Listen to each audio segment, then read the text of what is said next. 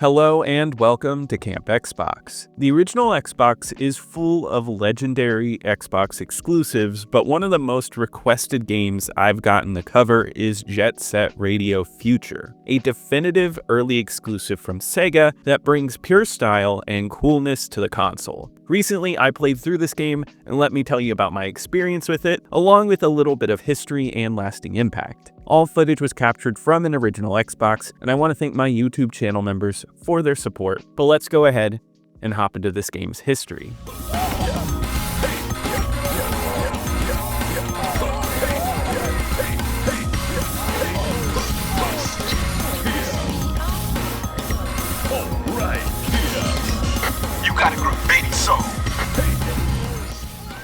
To look at the history of Jet Set Radio Future, you have to start with another classic Sega series, Panzer Dragoon. The developer of those games, Team Andromeda, made a trilogy for the Sega Saturn and quickly disbanded, leaving behind a creative and singular experience in every release, and with the third entry, Panzer Dragoon Saga, would leave behind one of the most celebrated games of all time.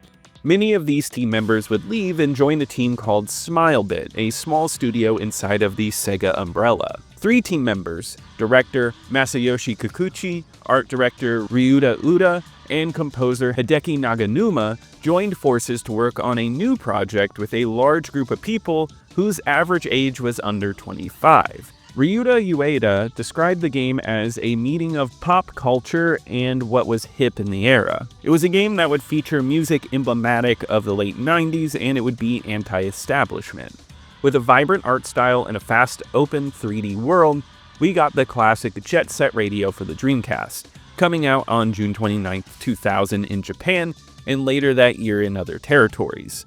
A game destined to be a cult hit, it got excellent reviews, but wasn't considered a commercial hit, yet it spawned a game that was well loved by those who played it. It had garnered enough praise to get a sequel off the ground quickly. However, this happened at an unfortunate time in Sega's history. What was known for a little bit as Jet Set Radio 2 would update its title to Jet Set Radio Future in 2001. According to Dreamcast magazine in 2001, it was shown at E3 for the Xbox, though they were told it would make it to the Dreamcast, even though it was already announced by the time that the Dreamcast was discontinued, and this game would never make it to the Dreamcast. See, at the beginning of 2001, Sega had announced a close partnership with Microsoft to put many of the last Dreamcast games onto the Xbox, with Future being one of those games, which would be an Xbox exclusive. According to Ueda, this wasn't a negative, as they had a powerful system to work on, and programming for it was extremely easy, even though it had a short window of about a year to get the game released for the Japanese Xbox launch. Through the Xbox, Ueda wanted to catch an unimaginable sense of speed and streamline elements like graffiti to create a free-flowing experience. He also wanted to make a wild atmosphere full of outlandish elements. With this tight development time, Smilebit was able to get the game out by 2002, just under 2 years after the original Japanese release of Jet Set Radio. It was launched in Japan on February 22, 2002, and would be a launch title for Europe as well on March 14, 2002. Jet Set Radio Future would come to North America on February 26, 2002. There is a standalone version of this game, unlike the copy that I'm showing off today, which is a double pack, and we'll get into the history of that double pack in the lasting impact section. As for my personal history with this game, I have a dark secret to reveal. I never thought I liked this game. I knew the visuals and music were fantastic, and that's why I respected it, but from my limited time with it, I had a hard time grappling with the controls. I always wanted to get into it, but I always bounced off of it hard. Yet I decided to start this year off digging deep into this game and giving it a complete playthrough. And my opinion on it might have changed. And let me break down how I felt about it, starting with the plot. Tokyo is being oppressed by the Rikaku Group, a mega enterprise headed by Rikaku Goji. Rikaku is using his money and influence to mess with everything, industry, society, and even our culture. And he's even got his eyes set on...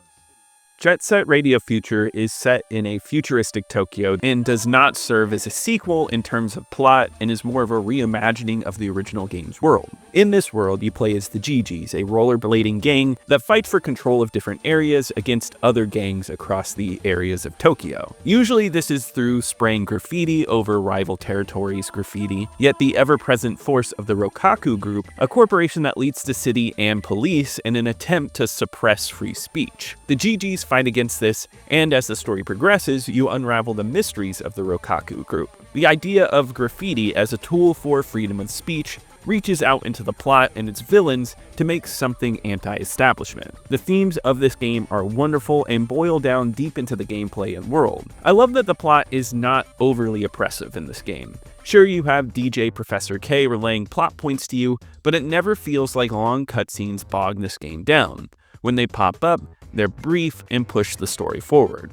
The game treats its plot as an outline and sets you up for gameplay in all of the new areas of Tokyo to experience along with it. It felt open-ended in that way, like you would naturally spray graffiti in an area and move on to find some bad guys in that area to move the plot forward. This natural progression helps with the free nature of the game. Yet when you get to the finale, the story does feel like it's built up to something.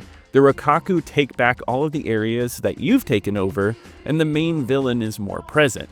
It makes for a bizarre and wild ending that makes sense with the game's outsider style. It's a feeling that works with Jet Set Radio Future. As we dig more into the elements of the game, it's going to be apparent that one thing I love about this experience is its uniqueness. There's nothing quite like this game with all of its elements combined.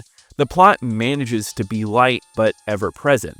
It's stylish and crazy but still manages to be a little poignant. It's a plain fun plot, and the way that it's rolled out at a solid pace and still allows you to explore makes for something unique in terms of gaming stories. It works in hand with the gameplay.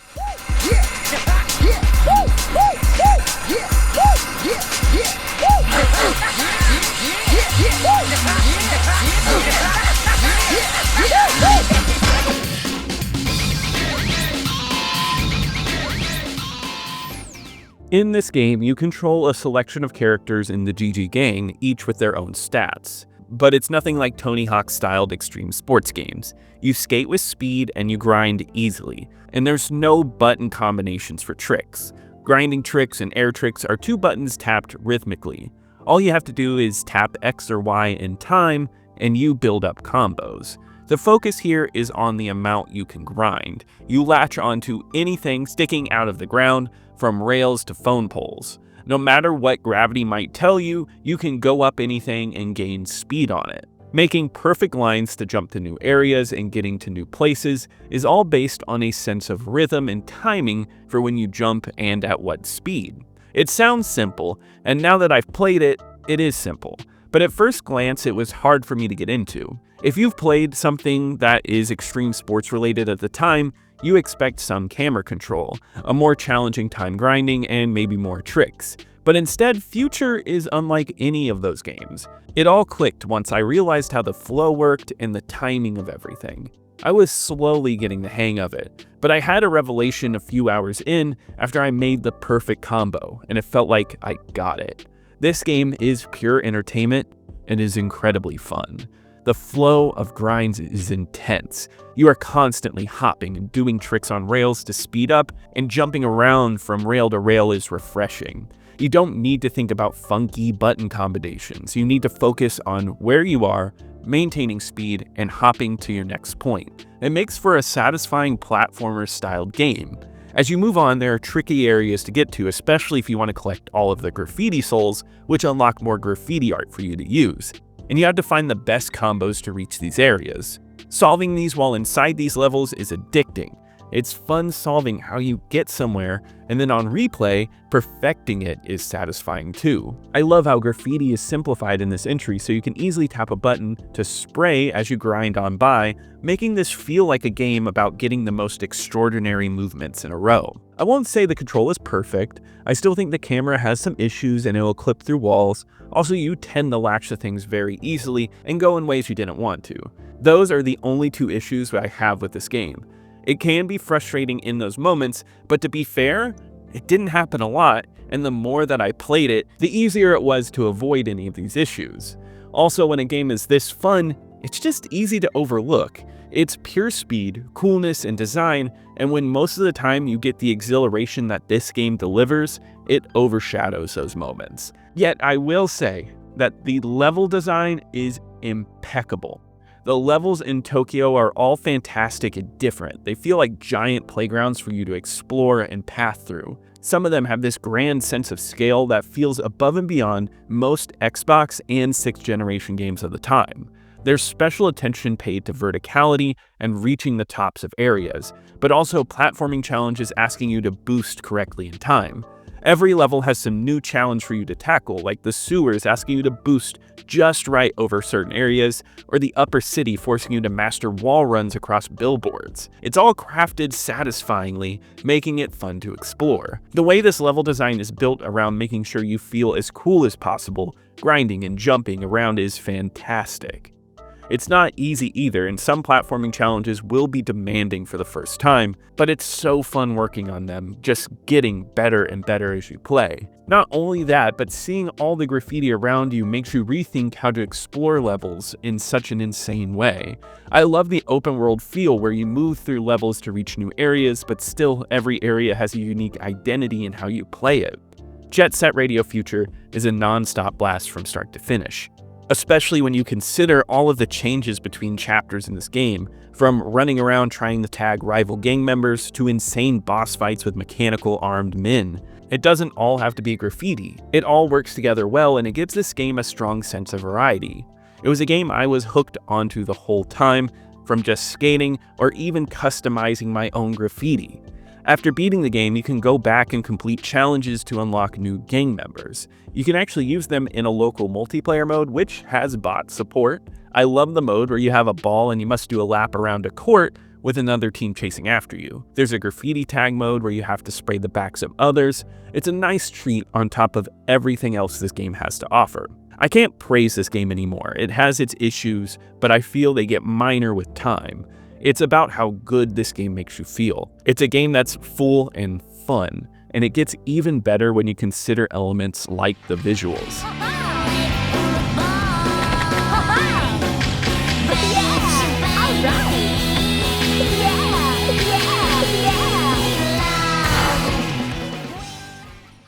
There's nothing quite like Jet Set Radio Future's look on the Xbox. Cel-shaded games exist on the console, but this one takes it to another level. The sense of scope, color, and gorgeous lighting that hits it makes this a unique experience that can only be experienced here. The levels in Tokyo pop with life. Even if you're in a flat area, which generally doesn't happen, you are surrounded by so much. Vistas are lined with buildings upon buildings and sightlines are full. This makes it so areas feel larger because of their look, and every area has a unique identity. You have places like the Skyscraper District, which has you jumping between tall skyscrapers with reflecting neon lights and a gorgeous Egyptian town center. And then there's the level with the insane roller coaster that passes all around you. The colorful areas of this game make it shine too. It feels like graffiti and art are brought to life here. Everything is vibrant, and even in places like the drab sewers, the lines and everything pops. It manages to have everything look fresh and retain its own identity. It's bold and never tiring to just take a deep breath and bask in everything. Mix it with some incredible lighting, the way it peeks through elements and makes the city areas lighten up. It looks excellent at night in places like 99th Street with a giant neon dragon in the middle of it all. This game has a visual identity all its own, and it's one of the best looking games on the Xbox just in pure style. It also runs extremely well in 480p with only some moments of slowdown. It's crisp on the Xbox, and if you are running an Xbox with a nice HDMI adapter, then you're gonna have something that really pops.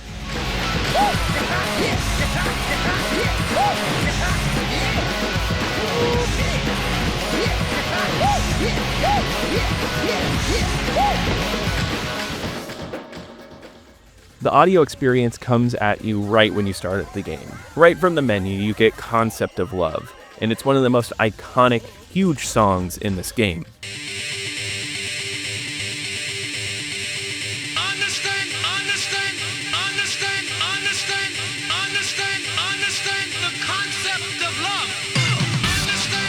Then a loading screen plays.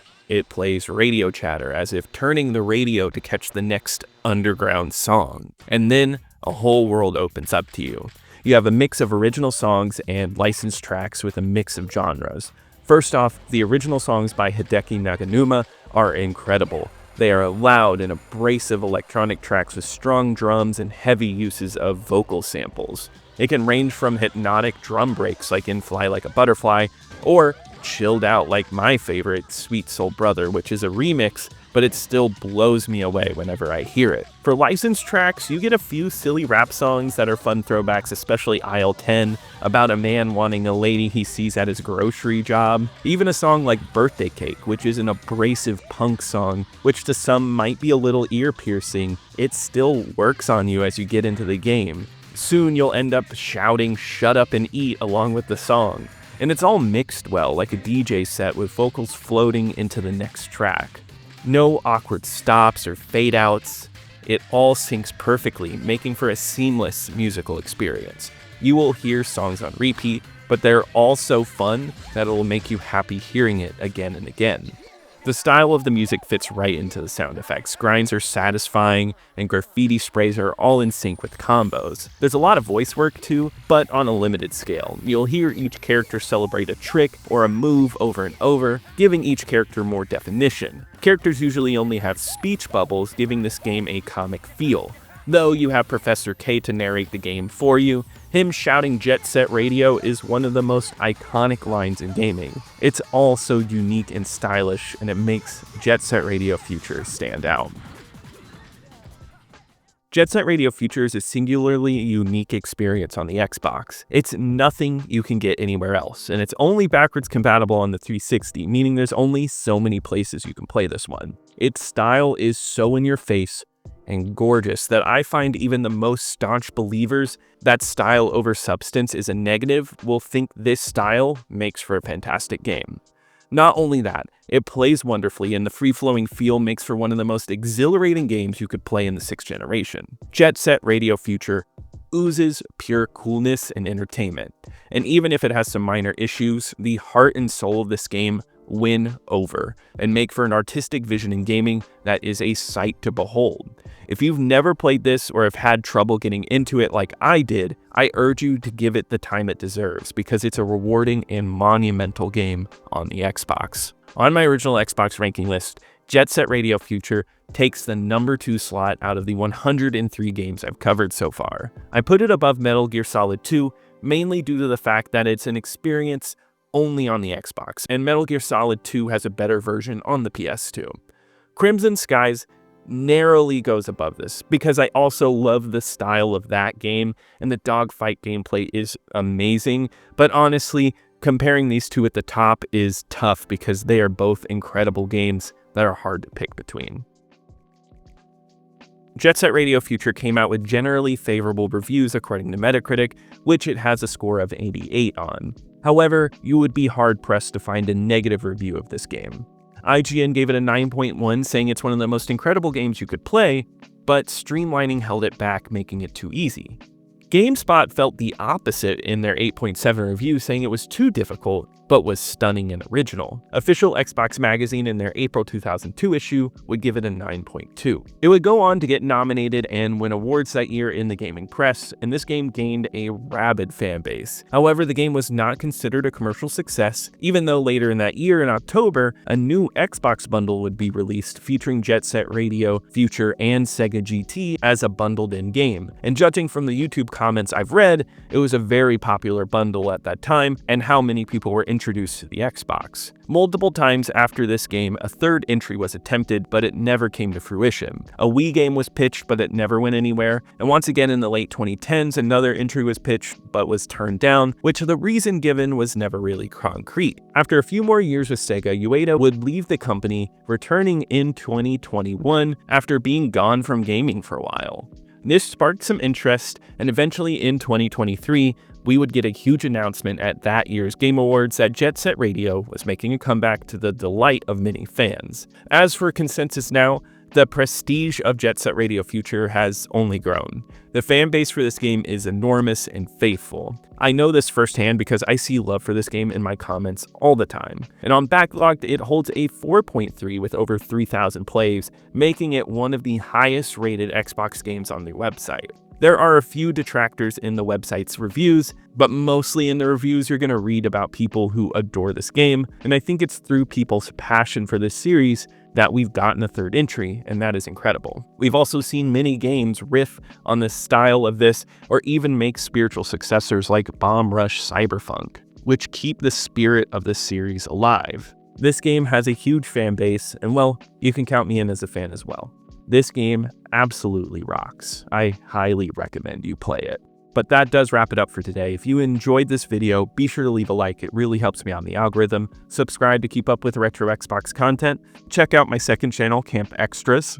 Comment below with any memories of this game or maybe what you want me to cover next. And I want to give a huge shout out to my YouTube channel members. Thank you so much for your support, but I'll see you here next time at Camp Xbox.